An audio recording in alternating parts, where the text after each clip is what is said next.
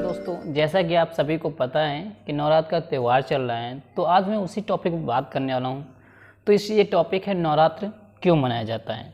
तो इसी टॉपिक में बात करने वाला हूँ।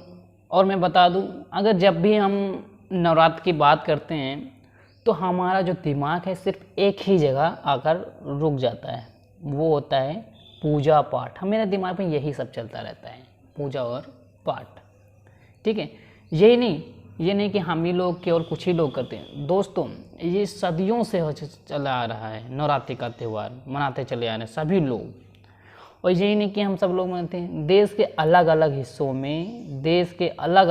में बहुत सारे लोग बहुत तरीके से ये नवरात्रि का त्यौहार मनाते हैं। कोई जागरण करता है, तो कहीं पूरी रात, जैसा कि आपको मैंने दिखाया है, पूरी रात गरबा खेलते रहते हैं। गरबा खेलकर नवरात्रि व्रत रखते हैं, आरती करते हैं। तो कहीं कुछ तो व्रत उपवास रख माँ दुर्गा और उनके जो नौ दुर्गा की पूजा करते हैं। नौ दुर्गा है, उनके जो स्वरूप हैं, जो उनके रूप हैं, उनके जो नाम हैं, मैंने यहाँ पर दे रखा है, आप इसका स्क्रीनशॉट ले सकते हैं अगर आप लोगों को नहीं पता है। ये सारे जो उनके रूप हैं, उनके जो है उनकी पूजा करते हैं। लेकिन इस नवरात्रि मनाया जाता है, ये जो नवरात्रि है ना दोस्तों, इससे जुड़ी जो कहानी है नवरात्र से, ये बहुत ही पौराणिक कथा है। एक जो महिषासुर, मैं आपको दिखा रहा हूँ यहाँ पे स्क्रीन पे, जो महिषासुर है, ये महिषासुर है। ठीक है, महिषासुर ये अमर होना चाहता था। महिषासुर नाम का जो राक्षस था, ये बहुत ही शक्तिशाली राक्षस था, बहुत ही शक्तिशाली। ये जो है अमर होना चाहता था। तो इसने क्या किया कि भगवान जो ब्रह्मा जी हैं, भगवान ब्रह्मा की इसने आराधना की, घोर तपस्या की, और इनसे खुश होकर ब्रह्मा जी ने क्या किया, इनको दर्शन भी दे दिया। इनको ब्रह्मा जी ने दर्शन दिया। और दर्शन में क्या हुआ कि इसने जो इच्छा प्रकट की, मैं आप लोगों को बता दूं, इसने कहा, हे भगवान, मुझे ऐसा वरदान दो कि मैं अमर हो जाऊं। तो महिषासुर की ऐसी बात सुनकर जो ब्रह्मा जी ने कहा, इस संसार में जो पैदा हुआ है उसकी मौत निश्चित है, इसलिए जीवन मृत्यु को छोड़कर जो चाहे आप मांग सकते हो। दोस्तों, ऐसा सुनकर महिषासुर ने कहा कि ठीक है प्रभु, मुझे ऐसा वरदान दीजिए कि मुझे ना कोई देवता मार सके, ना कोई दानव मार सके, ना कोई मानव मार सके।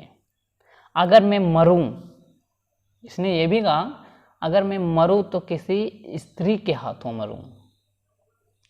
अगर मैं मरूं तो किसी स्त्री के हाथों मरूं। ऐसा उसने वरदान मांगा भगवान ब्रह्मा जी से।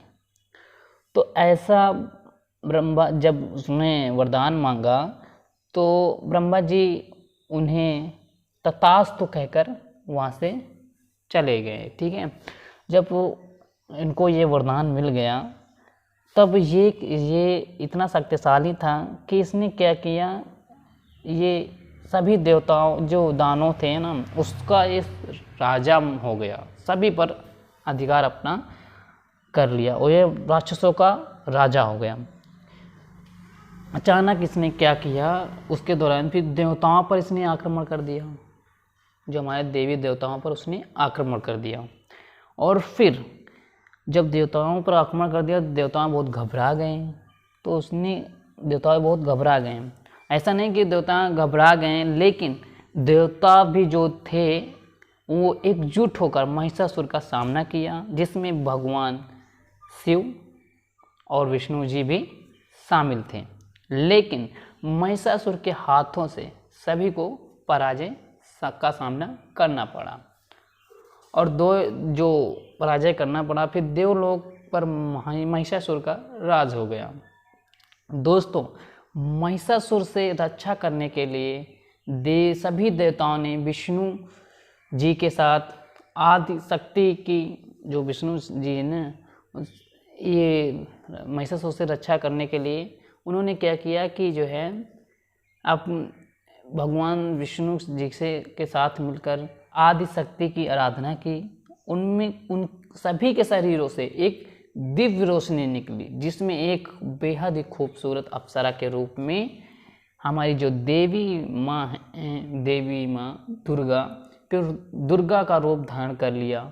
देवी दुर्गा को देखकर मैं बता दूं, जो देवी दुर्गा जी थी ना, उनको देखकर महिषासुर मोहित हो गया उन पर। महिषासुर, जो ये महिषासुर है, देवी हमारी जो माता जी हैं उनके ऊपर मोहित हो गया, ठीक है। तो उसने क्या किया कि महिषासुर ने उनसे शादी करने का प्रस्ताव सामने रखा। दोस्तों, उसने कई बार यही कोशिश करता रहा। अंत में देवी जो हमारी देवी जी थी ना, उन्होंने क्या कहा, ये मान लिया और कहा कि एक शर्त रखा कि मैं तुमसे शादी करूंगी, लेकिन तुमको हमसे जो है युद्ध करना होगा, लड़ाई शुरू हुआ। तो क्या लड़ाई शुरू हुई और जब लड़ाई शुरू हुई महिषासुर और दुर्गा माता जी के में, तो क्या हुआ कि होना क्या था, जो है माँ दुर्गा जी ने इनका महिषासुर का वध कर दिया, अंत कर दिया। तो दोस्तों, जब इनका अंत हो गया और फिर देवलोक फिर से आज़ाद हो गया, फिर से देवी देवता वहाँ पर रह गए, तब से माँ दुर्गा जी का जो है आराधना पूजा पाठ अपने लोग तरीके से लोग करते हैं। तो दोस्तों, ये जो नवरात्रि का पर्व इसीलिए मनाया जाता है, समझे। तो दोस्तों, मैं कुछ इतनी बड़ी जो स्टोरी थी मैंने उसको शॉर्ट में बताया है, उम्मीद करता हूँ आप लोगों को समझ में आएगा। तो यही सब बातें हैं जो माँ दुर्गा जी की आराधना में उनके मान्यता के तौर पर लोग पूजा करते हैं। तो मैं उम्मीद करता हूँ कि आप लोगों को वीडियो अच्छी लगी होगी, तो लाइक कर देना, चैनल पर नए तो सब्सक्राइब कर देना, और आपको जिस टॉपिक की वीडियो चाहिए मुझे कमेंट बॉक्स में कमेंट कर देना, मैं उस टॉपिक वीडियो बना दूँगा। तो मिलते हैं अगले वीडियो के साथ।